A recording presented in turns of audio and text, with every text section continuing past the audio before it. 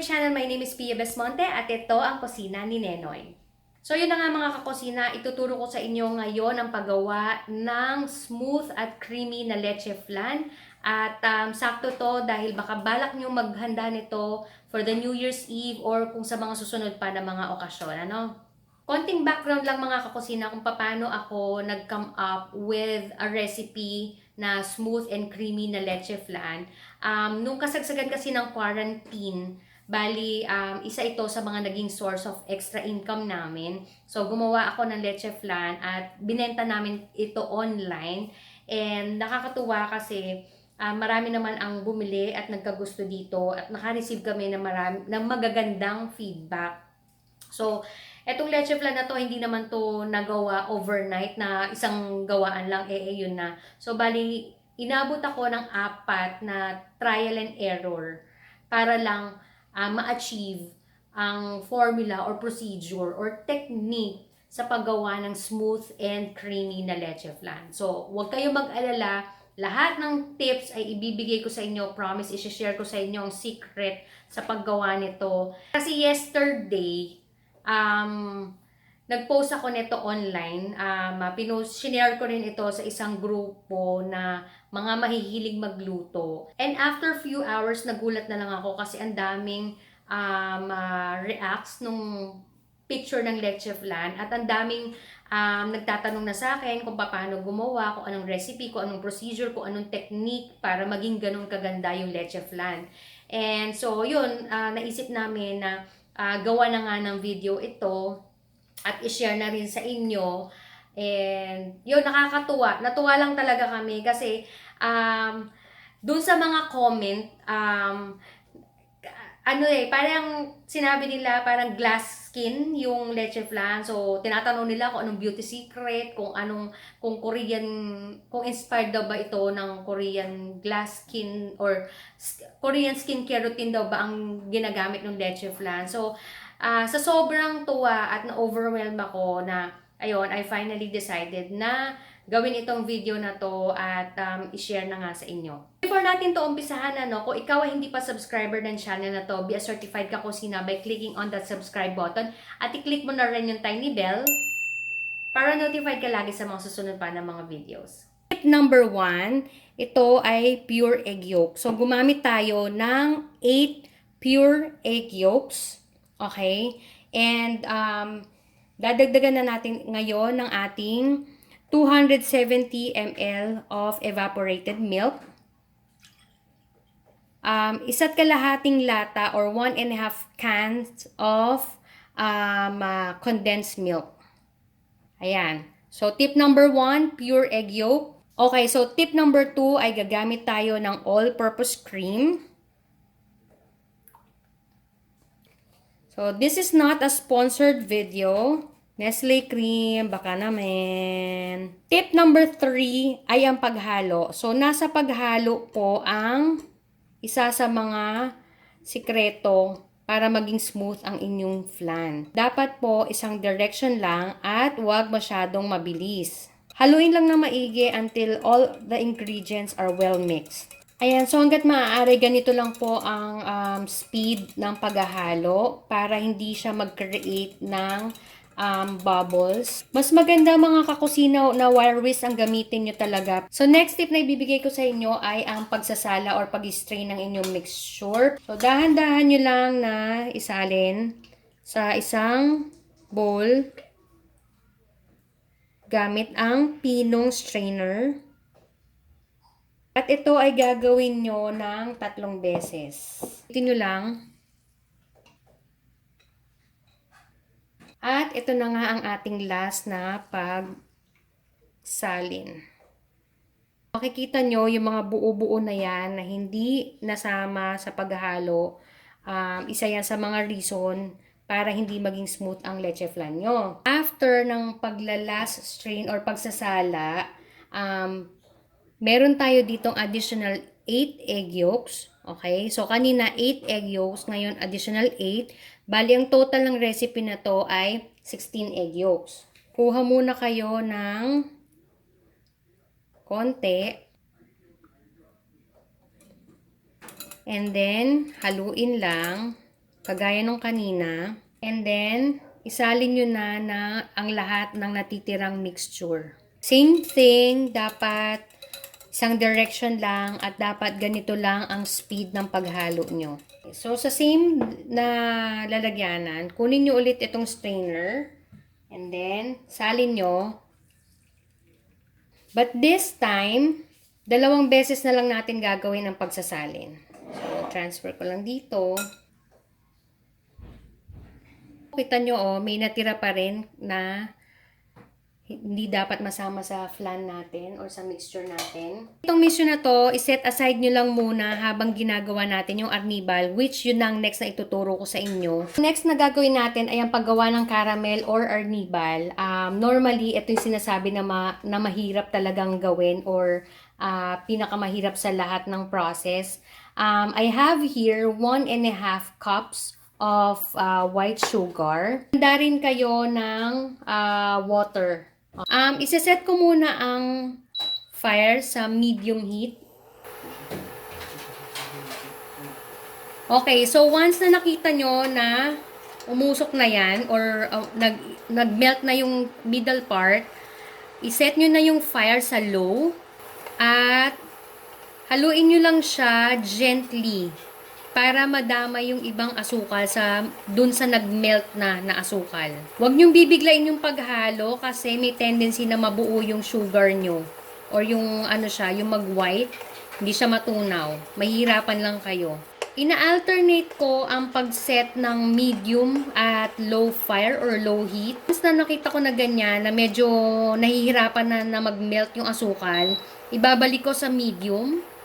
So, talagang ito, kailangan ma-master nyo to kasi ito yung isa sa mga rason para maging maganda ang presentation ng inyong leche flan. Again ito yung next na tip ko, wag nyong bibiglain ang paghalo ng asukal. And kapag nakita nyo na medyo sumusobra na yung usok or apoy, ibaba nyo ng konti yung temperature. I'll set it again on medium. And then, I'll set it again on low para hindi masunog ang aking caramel.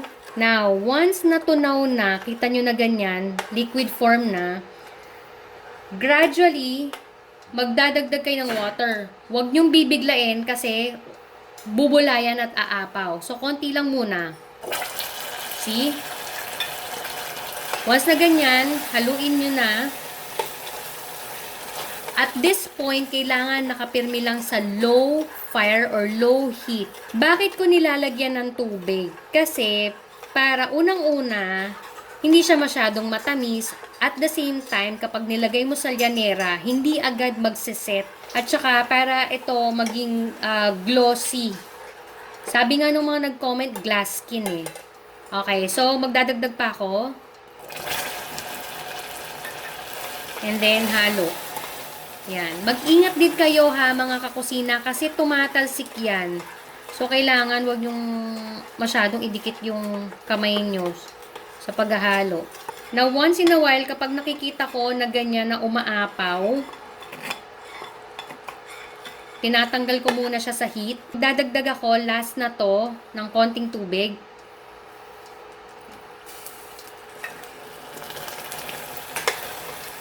Etong 1.5 cups of sugar na ito, normally, aabot ito ng 6 to 7 na lyanera.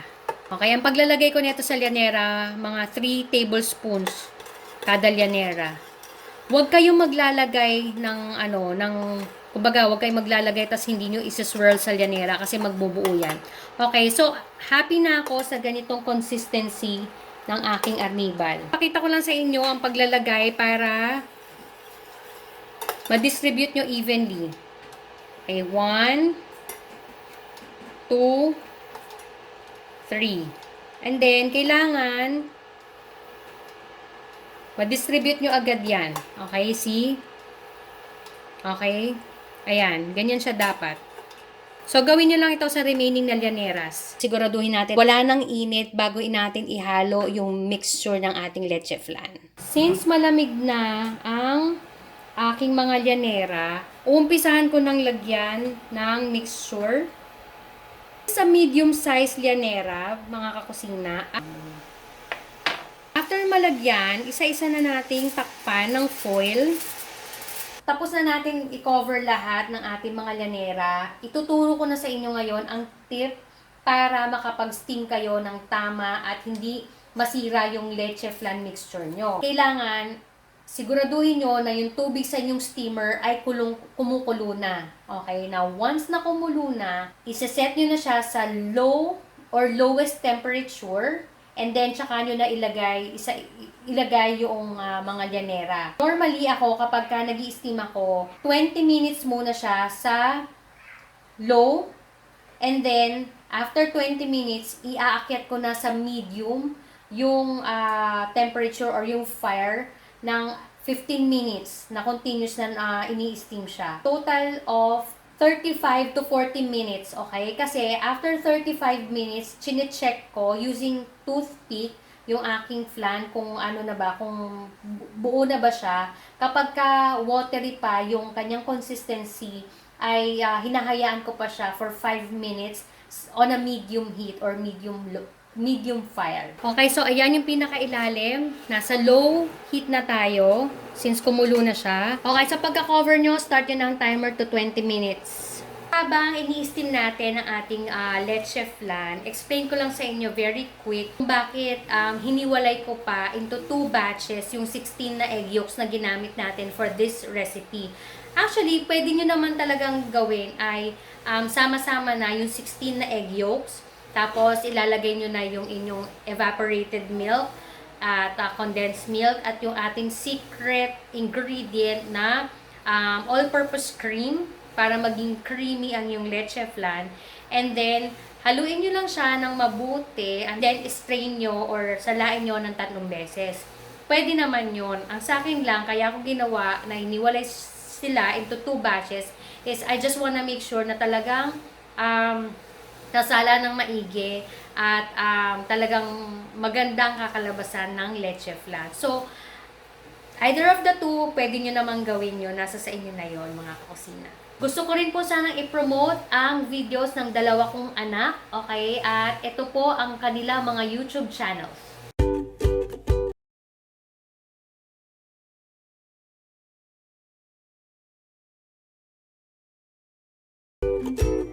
So, sana po mga kakusina, mag-subscribe din kayo sa mga YouTube channels ng aking 2 anak. Ang content po nila mostly ay games. Gusto ko rin po palang i-shoutout ang ilan sa mga tao na nagko-comment sa aking channel at ito po sila.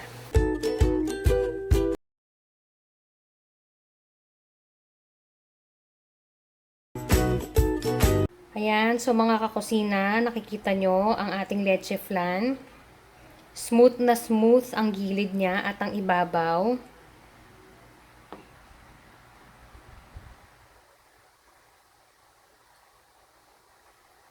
Ayan mga kakusina, so kung makikita nyo ay walang bula sa loob. Okay? Smooth na smooth at napaka-creamy ng ating leche flan. So ayan mga kakusina, yung loob ng ating leche flan. Okay, ito yung kanyang ibabaw. Ipapakita ko sa inyo sa pang-slice.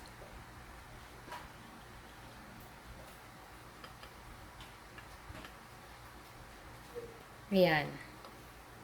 So, ganyan ka-smooth at ganyan kakinis yan sa loob.